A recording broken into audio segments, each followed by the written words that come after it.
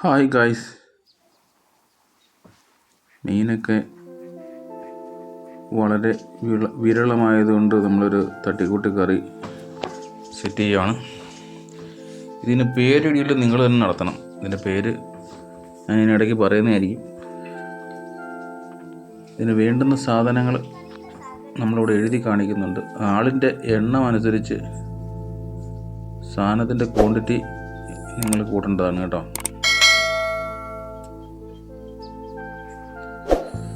ഇപ്പം മീൻ വാങ്ങിച്ച് കഴിക്കാനും പേടി, വാങ്ങിക്കുന്നതിൻ്റെ വില കേട്ടല്ലത് അതിനേക്കാൾ പേടിയായിട്ടിരിക്കുക.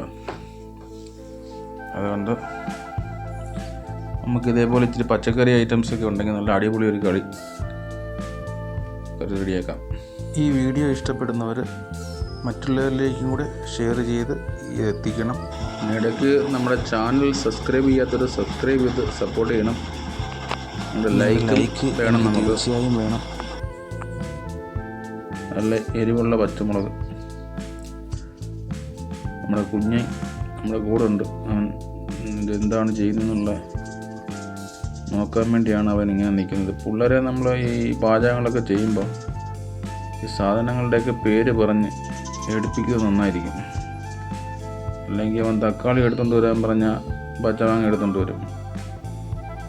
ഇപ്പോഴും ഇവിടെ 14 വയസ്സുള്ളവന് കാച്ചിലും ചേനയും തിരിച്ചറിയത്തില്ല. അതുകൊണ്ട് നമ്മൾ സാധനങ്ങളൊക്കെ റെഡിയാക്കുമ്പോൾ കൊച്ചുങ്ങൾ അടുത്തുണ്ടെങ്കിൽ ഓരോ സാധനത്തിൻ്റെ പേര് പറഞ്ഞാൽ അവരെ കൊണ്ടുകൂടെ എടുപ്പിക്കുകയാണെങ്കിൽ സാധനത്തിൻ്റെ പേരുകളൊക്കെ പിള്ളേർ പഠിക്കും. നല്ല ഒരു മുറി തേങ്ങ ഇരുവി വൃത്തിയാക്കി ഇത്തിരി വെളുത്തുള്ളിയൊക്കെ ഇട്ട് നല്ല ബ്രൗൺ പരുവാകുന്ന വരെ അങ്ങോട്ട് വരട്ടിയെടുക്കുക.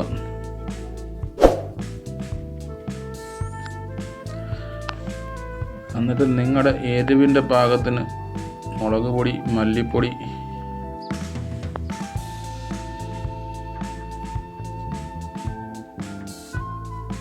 എല്ലാം കൂടി ചേർത്ത് ഒന്നുകൂടെ ചെറുതായിട്ട് ഇളക്കി ഇച്ചിരി പുളിയും കൂടി ഇട്ടിട്ട് നമ്മുടെ ഈ വെന്തിരിക്കുന്ന സാധനത്തിലോട്ട് അതിനെ മിക്സിയിലിട്ട് അരച്ച് നല്ല കുഴമ്പ് പരുവാക്കി അങ്ങോട്ട് ഇടുക.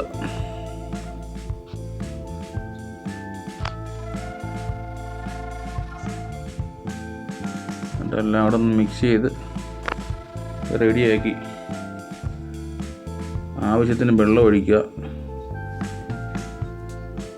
പിന്നെ ഉപ്പ് നമ്മുടെ ആവശ്യത്തിന് കറിയുടെ അളവനുസരിച്ചുള്ള ഉപ്പ് ഇടുക. ടേസ്റ്റ് ചെയ്ത് നോക്കുക. ഒന്ന് അടച്ച് വയ്ക്കുക.